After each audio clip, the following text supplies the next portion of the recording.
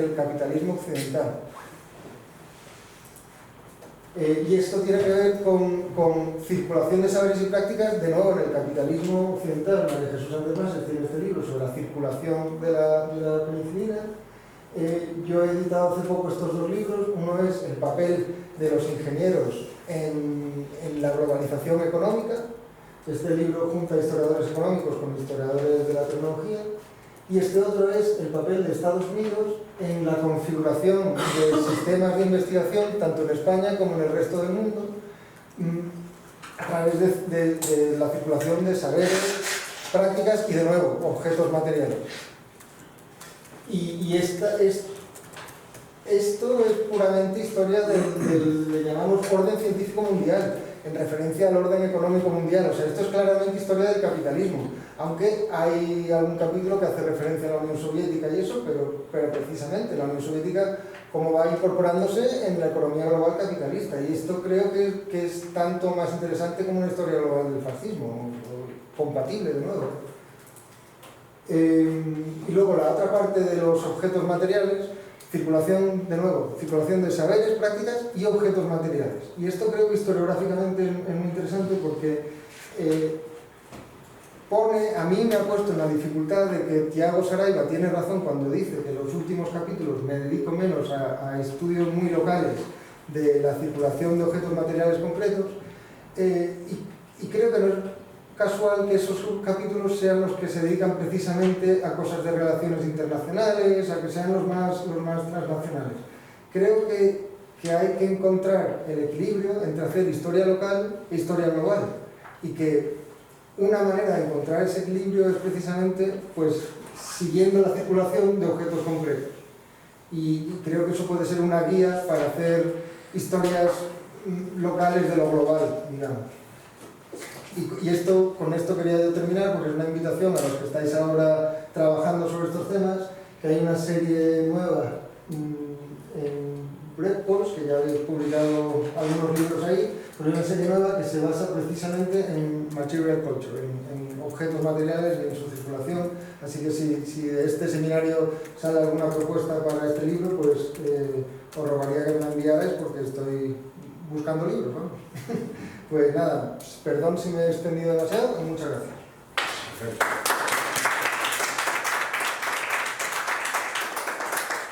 Bueno, pues pasamos a la discusión conjunta. Pues muchas gracias. No estás solo, ya verás cómo no estás solo en este debate de relatos. No, claro, aquí somos por lo menos todos los que estamos aquí. Efectivamente. Bueno, pues muchas gracias. Muchas gracias a todos. Me alegro muchísimo de estar aquí. La historia, no solo la historia económica, como dice Lino, también la historia agrícola nos ha enseñado muchísimo, a mí por lo menos, y seguramente... Perdón.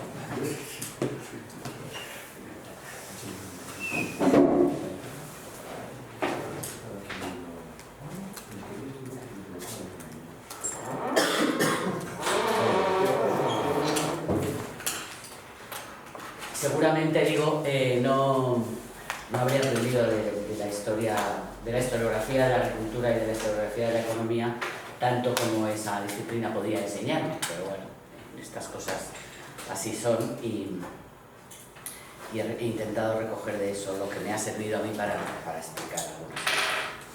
También quiero darle las gracias a Lino, porque creo que al introducir él algunos de los temas que ha marcado, bueno, pues contribuye un poco también a introducir mi propio trabajo. Voy a entrar un momento aquí. Y me alegra que él haya hecho mención del asunto de la cultura material, porque efectivamente la única manera que tenemos, por lo menos últimamente, de estudiar la circulación de saberes y prácticas es seguir a los objetos, ¿no? O sea que si el estudio de la historia de la ciencia es el estudio del conocimiento, lo fundamental de lo que sabemos sobre el mundo, sea este natural o artificial, es lo que sabemos cuando recibimos tales o cuales objetos. Es decir, el conocimiento viaja incorporado a las máquinas, a las semillas, a los libros y a las personas, a los dibujos, a las fotografías, ¿no? A las ilustraciones de las plantas de los viajes a ultramar, cuando la gente regresa y el viaje se convierte no solamente en un movimiento físico, sino en una metáfora de la adquisición de conocimiento. Entonces, el hecho de viajar, de ir y venir, de recoger información y regresar a la metrópoli cargados de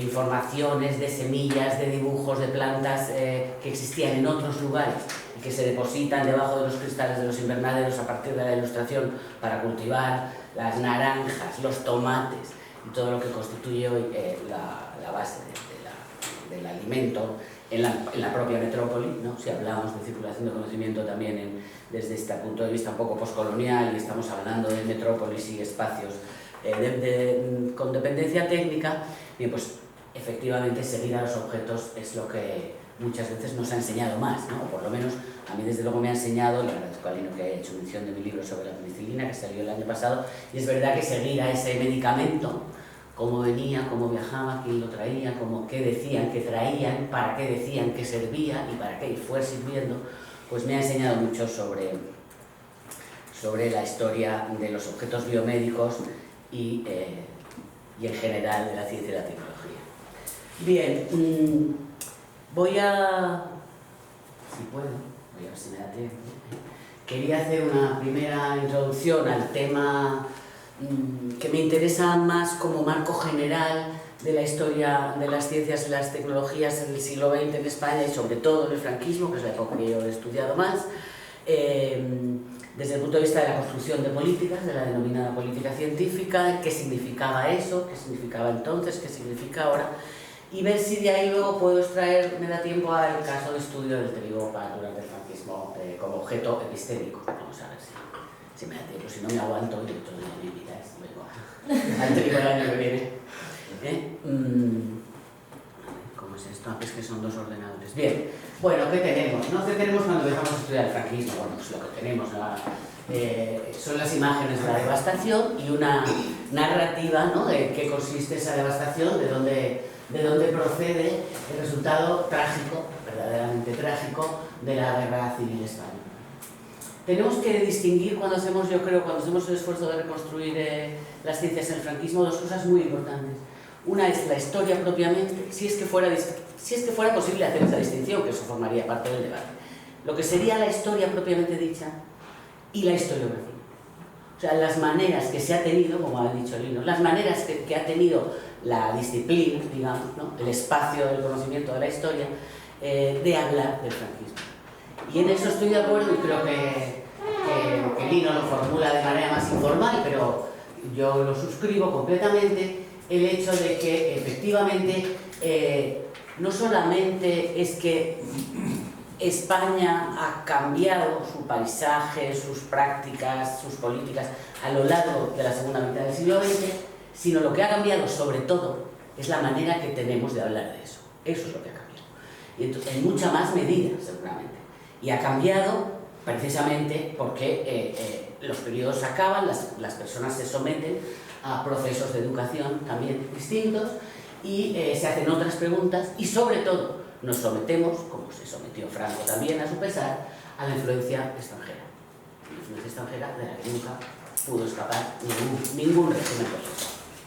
Entonces, el argumento principal mío en el relato que trato de construir sobre la historia de la política científica en España es decir que ahí juegan dos factores que pelean entre sí permanentemente y uno es la situación que marca la propia dictadura y el otro es la influencia extraordinaria que supera al poder de Franco, que es la influencia extranjera que sale del nuevo orden cuando acaba la Segunda Guerra Mundial.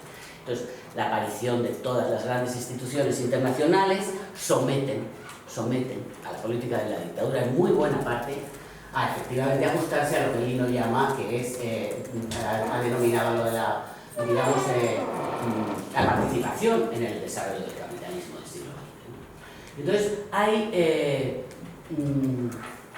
hay dos cosas muy importantes que pasan en ese periodo, yo creo, que nos permiten explicar las cosas, y una es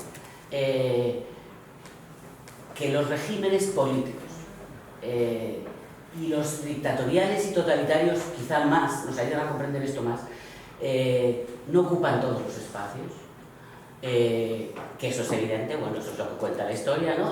Sería una trivialidad, pero lo que no ocupan todos los espacios significa que las culturas y las prácticas se heredan y se transmiten y atraviesan las barreras que marcan los regímenes políticos. Entonces, el comunismo sobrevivió al franquismo y la cultura en favor de la educación, la formación y la investigación también. Entonces, ¿tiene sus crisis? Claro, como las crisis económicas, esas de las que hablan las citas de Prados de la Escultura. Claro que sí, hay altibajos. La historia, vosotros lo sabéis muchísimo mejor que yo, porque hay aquí mucha más tradición de estudiar eso que de estudiar la historia de la ciencia y la tecnología en el franquismo, que la historia no es una sucesión lineal de mejoras permanentes hacia la perfección, sino que hay crisis. La historia de la civilización es la historia de sus crisis, mucho más que la historia del denominado progreso, ¿no? Bueno, entonces, tenemos esto que también Lino ha utilizado en su libro y que a mí me encanta, que en la reconstrucción que hace Guerrero de la historia de los edificios, ¿no? Son una metáfora excelente, pero además son una representación física, material, de lo que pasó con la transición de la Junta para Ampliación de Estudios al Consejo Superior de Investigaciones Científicas, mediada la guerra, la entrada de Franco en Madrid y la, digamos, la toma de posesión de la dictadura, ¿no? como gobernante, ¿no? Y de Franco como jefe de Estado. Y es la transformación del auditorio de la residencia de estudiantes, que era un auditorio que se construye, que lo construyen Arniches y Martín Domínguez antes de la guerra, en los años 20, y que cuando acaba la guerra, Miguel Fisac, por encargo de las autoridades franquistas, convierte en una iglesia. Eso es perfecta metáfora de en qué consiste en ese momento para el gobierno de la dictadura y sus representantes en el gobierno de la investigación, que son José María Alvareda, un sacerdote del Opus Dei, y Ibáñez Martín, un conservador del catolicismo, de los grupos católicos más conservadores, que son los que se sitúan, digamos, al frente del poder político que iba a gobernar la investigación en España en ese momento.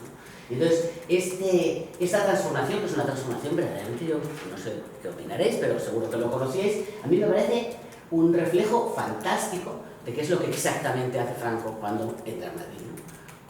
Convierte los auditorios culturales en iglesias. Bueno, esto es una representación perfecta de lo que fue la ideología y el comportamiento político-social del primer franquismo, ¿no? La represión, el terror y la imposición de las cosas, que se ve perfectamente aquí en la imposición sobre este edificio, ¿no? ¿Qué hace Fisac en este edificio? Fisac coloca sobre el auditorio de la residencia una bóveda que él había visto ya en la Biblioteca Nacional de Estocolmo, que había sido construida por Asplund, que era un arquitecto que podríamos considerar un arquitecto progresista y renovador de la arquitectura, que a su vez se había inspirado en un palacete precioso que hay en París, que se construye cuando se construyen las murallas de París para controlar el acceso de productos al interior de la ciudad, que se llama es un edificio precioso, entrar a verlo, aunque sea por internet, se llama la Barrière Saint-Martin de Ledoux, que es precisamente un espacio también cuadrado que recuerda a muchos, y eso seguro que sí lo conocéis mejor, la Villa Rotonda de Palladio, que es una villa que tiene 4 entradas simétricas y una bóveda central. Entonces lo que hace Asplund es convertir esa bóveda central en un cilindro, y eso es exactamente lo que hace Fisac, inspirado en la Biblioteca Nacional de Asplund, hace esto. Fijaos entonces qué es lo que ha pasado con todo eso. Pues ha pasado una cosa muy compleja, como dice Lino, ¿no? Tenemos que hacer estudios detallados para expresar la complejidad de las cosas. Fisac, que luego ya sabéis que ha sido recuperado como arquitecto de la modernidad, ¿no? Que en ese momento era el representante de la autoridad política. Cuando hace esto, ¿no? Cuando se trae el cilindro de Asplund a la Iglesia del Espíritu Santo de Madrid para convertirla en un monumento a la victoria de Franco. O sea que creo que representa mejor y de manera más dramática y más permanente, más incorporada y menos elaborada el cilindro de Fisac sobre la Iglesia del Espíritu Santo que, por ejemplo, el horrible acto de la victoria de Moncloa de Madrid, que es un sitio, es una cosa horrorosa, que a nadie miramos, Y sin embargo esto, entramos y salimos del edificio del Consejo Superior de Investigaciones Científicas casi sin darnos cuenta de que el cilindrito este que hay puesto sobre allí, en cuya iglesia hacen la primera comunión los niños del Colegio Estudio, que son los herederos del Instituto Escuela, todos los años se hacen la primera comunión ahí, yo la hice ahí también, cuando tenía 7 años. Bueno, pues en ese cilindro tan elegante resulta que se esconde o se incorpora, está enterrado, digamos, ¿no?, toda la imposición más dura del primer Franco. Bien, no quiero extenderme mucho sobre esto, pero me parece creo que todavía se le puede sacar muchísimo más partido a esta transformación y verla también como heredera de culturas previas, no necesariamente fascistas, en la construcción del propio cilindro. De manera que muchas veces los materiales incorporan unas ideologías y otras veces el mismo material incorpora otras. Y entonces la narración que creemos alrededor de eso y que las autoridades políticas manejen para explicarlo, pues tienen mucho que ver con lo que pasa con esos organismos, ¿no? sean edificios o sean semillas. Entonces, ¿qué tenemos? Gobernar, producir la investigación. Entonces tenemos, bueno, pues si por resumir rápidamente 3 temas, ¿no?, que podrían ser interesantes. El poder de la religión en el sentido del poder del catolicismo más conservador, de la represión en el sentido más estricto del término, es decir, coger presa a la gente, fusilarla, expulsarla de las profesiones, ejercer lo que se llamaron las depuraciones, es decir, separar a la gente de sus puestos por razones ideológicas y castigarla, ¿no? Los expedientes de depuración, no sé si habéis visto algunos, son documentos trágicos realmente, y la relación que tiene todo eso con la creación del Consejo Superior de Investigaciones Científicas, con ese discurso terrible que es la introducción a la ley de creación del Consejo, que no sé si habéis leído alguna vez, pero es expresión fiel de qué consistía, cómo estaba pensando Ibáñez Martín, José María Alvareda, que fue secretario general hasta los años 60, y el propio Franco, cómo estaban pensando, en qué términos estaban pensando en la investigación. Es una cosa que yo creo que incluso leída por los científicos de aquel momento que habían sufrido la depuración, era un texto de lo más ridículo. O sea que no es ni siquiera una visión presentista el leer ese texto y considerarlo como ridículo. La gente que lo leyó, y Loreto ha estudiado algunos de ellos, siempre lo consideraron ridículo, ¿no? Y bueno, el caso de Cruz Gallas es muy bueno al respecto.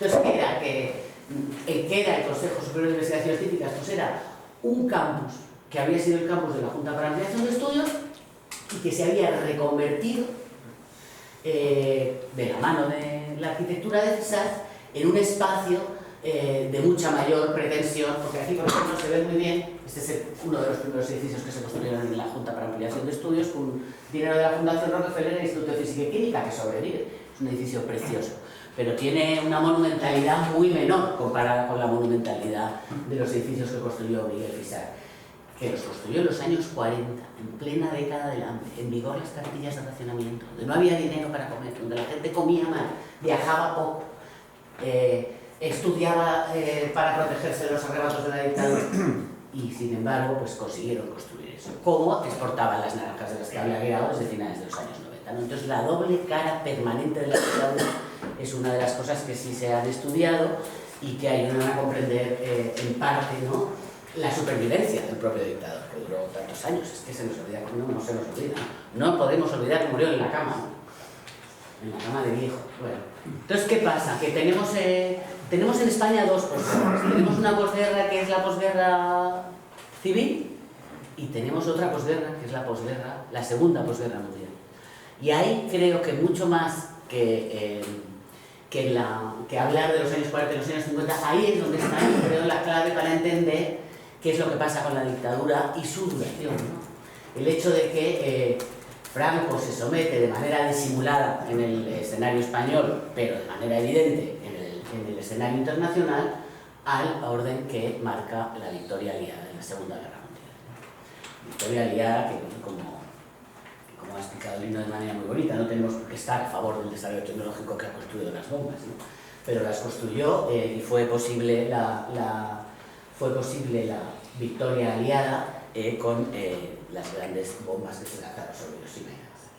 ¿Qué pasa? Que no solamente es que esa guerra fue una guerra en parte ganada por la tecnología y también por la biomedicina, porque la penicilina tuvo su parte y fue digamos, uno de los bienes que el desembarco de Normandía traía en las mochilas, ¿no? Raciones de penicilina para distribuir, sobre todo, ya sabéis que se distribuyeron primero entre los soldados, esa era la prioridad, porque era el producto de la guerra, ¿no? Los soldados que contraían enfermedades venéreas en el frente y la penicilina resultó muy útil hasta el punto de que los anuncios decían que era más fácil curarla que contraerla.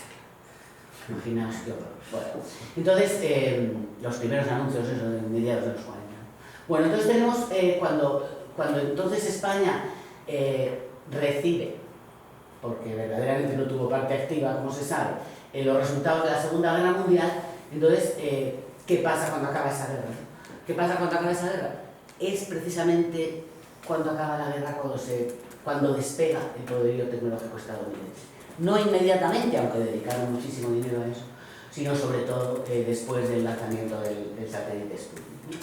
Cuando la guerra tecnológica con la Unión Soviética se dispara porque han ganado la ocupación del espacio. El Sputnik se lanzó antes que cualquier otro artilugio que Estados Unidos quisiera lanzar al espacio. Pero bueno, lo más importante que quería mencionar aquí es que es el reciclaje de la comunidad experta en física atómica y física nuclear el que marcó el despegue de las políticas en Estados Unidos a favor del desarrollo tecnológico, porque había que hacer algo con esa comunidad poderosísima que habían encerrado en Los Álamos, que habían mantenido en Chicago para desarrollar la tecnología que produjo el armamento atómico.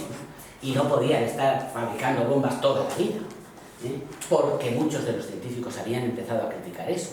Entonces crearon la Atomic Energy Commission, que es el reciclaje del proyecto Manhattan, digamos, por decirlo muy rápidamente, de manera muy simplista. Pero además es que Roosevelt, mientras ya se veía que la Segunda Guerra Mundial iba a terminar, encargó al jefe del esfuerzo de la guerra en Estados Unidos, a Vannevar Bush, hacer un informe sobre qué hacer con todo lo que la comunidad experta estadounidense había aprendido durante la guerra, cuando la guerra acabara. Vannevar Bush creó unos grupos de trabajo en el 44, finales del 44, principios del 45, para responder a esa petición que Roosevelt le había hecho, y emitió un informe.